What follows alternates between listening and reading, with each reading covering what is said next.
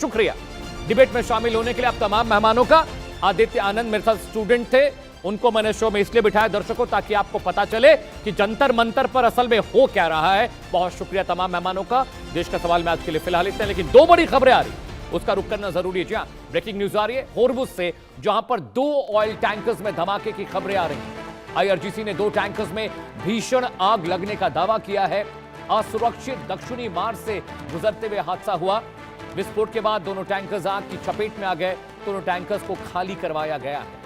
दुनिया के सबसे अहम तेल मार्ग पर यह तनाव बढ़ा है। बड़ी खबर आपको बता रहा हूं, दुनिया के सबसे अहम तेल मार्ग पर तनाव बढ़ा है। 2 टैंकर्स में आग लगने की खबर आ रही है। होर्मुज स्ट्रेट का हाल और खराब होता जा रहा है। और कोमोडोर DS सोनी साहब मेरे साथ हैं। सोनी साहब, बहुत बहुत स्वागत है। होर्मुज स्ट्रेट के हालात बहुत खराब होते जा रहे हैं। अब देखिए, अब तो खुलेआम टैंकर्स पर हमले हो रहे हैं। जी देखिए, आपने बिल्कुल सही कहा। अभी जो सिचुएशन हॉर्मोन्स के अंदर है वो बड़ी कॉम्प्लेक्स और कॉम्प्लिकेटेड हो गई है।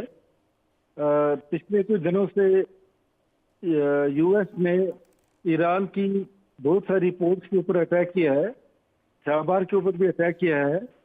तो अब जिस 2 शिप की आप बात कर रहे हैं, तो इसमें विस्फोट कैसे हुआ है ये अभी खुल के आया नहीं है, लेकिन पॉसिबिलिटी है, यही है कि हो सकता है US की कोई ड्रोन या मिसाइल ने जाके इस शिप को हिट किया होगा।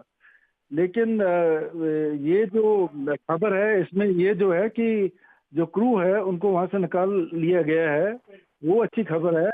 पर ये जरूर है कि अभी हॉर्मुज के अंदर सिचुएशन जो है बहुत ही डिफिकल्ट हो गई है और इसका असर जो है वो पूरे विश्व में पड़ेगा।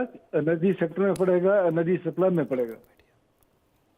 ठीक है सोनी साहब, एक मसला ये भी है कि जिन 2 जहाज़ों पर हमला हुआ है, ये 2 टैंकर्स जो जा रहे थे, ये एक निर्धारित रास्ते से जा रहे थे, जिनका उनको आइडेंटिफिकेशन दिया गया था, कोऑर्डिनेट्स दिए गए थे। उसके बाद भी इस तरह का हादसा?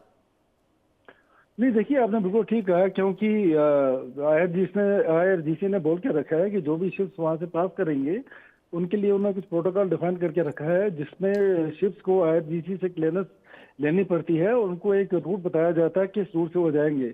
तो अगर तो ये शिप उस रूट से जा रहे थे और इनके अंदर ये जो ब्लास्ट हुआ है, एक्सप्लोजन हुए हैं, तो ये बड़ी चिंता का विषय है, क्योंकि अभी ये खुल के आया नहीं है कि क्या ये शिप अमेरिकन मिसाइल के साथ हिट हुए हैं या कोई और रीजन है जिसकी वजह से इन शिप्स के अंदर ब्लास्ट हुए हैं। ऐसा भी हो सकता है कि कोई माइन तो नहीं फटी है वहां पे। सोनी साहब, आप साथ रहिएगा, एक और बड़ी खबर आ रही है, क्योंकि जो एरिया बताया गया है उसमें ये होगा कि ठीक है सोनी साहब, आप साथ रहिए, एक और बड़ी खबर है। जॉर्डन से बड़ी खबर है। जॉर्डन की ओर 3 ईरानी मिसाइलें दागी गई हैं। जी हां, खबर आ रही है एयर डिफेंस सिस्टम ने वक्त रहते इसको इंटरसेप्ट कर गिरा दिया है।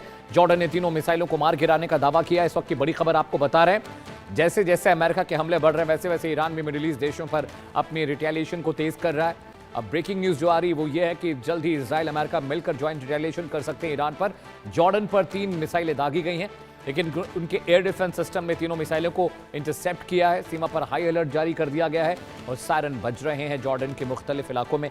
सोनी साहब, ईरान की जो खिजलाहट है, जो गुस्सा है, वो दिखाई दे रहा है। वो अमेरिका तक तो हमले कर नहीं सकता, तो वो मिडिल ईस्ट देशों को ही मार रहा है, क्योंकि उसको पता है कि वहां पर फौजी अड्डे हैं। सोनी साहब, आप सुन पा रहे हैं?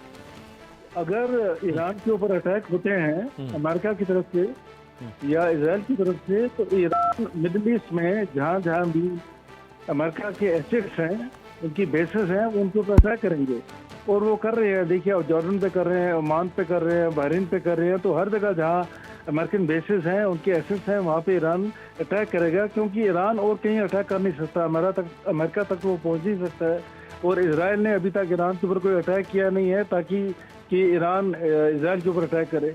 तो उनका टारगेट जो है वो मिडिल ईस्ट में ही रहेगा।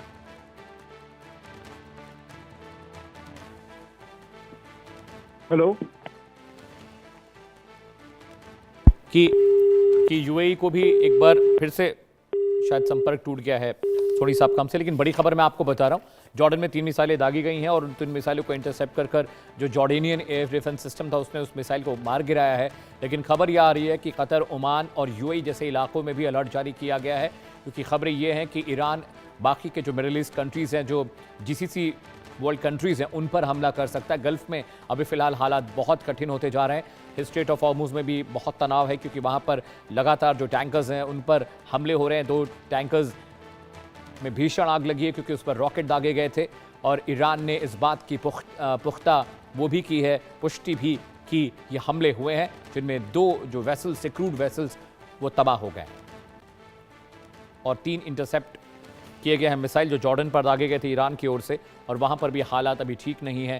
पूरे जॉर्डन में अभी सायरन बज रहे हैं, अलर्ट जारी किया गया, और साथ ही साथ जो एयर डिफेंस सिस्टम है वो भी एक्टिव कर दिया गया है।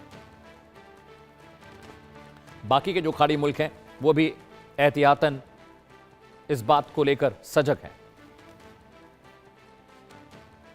दर्शकों, रुक रहे हैं छोटे से ब्रेक के लिए, लेकिन ब्रेक के बाद भी देश और दुनिया की तमाम बड़ी खबरें इंडिया न्यूज पर लगातार जारी हैं। Stay with us.